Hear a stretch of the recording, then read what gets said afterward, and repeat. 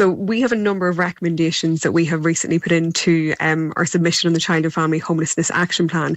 And what we're asking for is more options for women and their families whenever they are fleeing domestic abuse.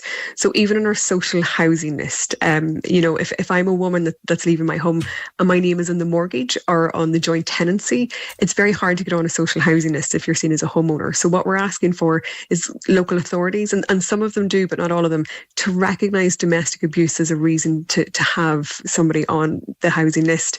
But also, if you're moving from one county to another, some local councils would ask that you're known to somebody in the area, or that you've lived there for at least a year before you can get onto the housing list.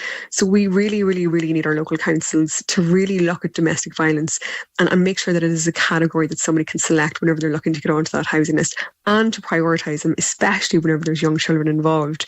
We also need to look at, making sure that private rental, that there actually is more option out there. The fact that we have this housing crisis makes it so much harder for women to leave, because they know that they've nowhere to go.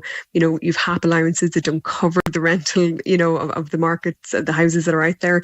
So we really, really need to make sure there's options for women. And as I say, here at the National Women's Council, for us, it's all about making sure that women have a number of options to keep them safe.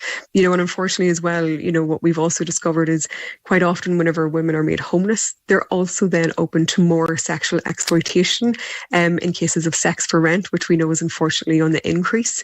So the two really go hand in hand, and unfortunately they're so intertwined. So what we really, really do need is a real cross-governmental approach to really look at the solutions.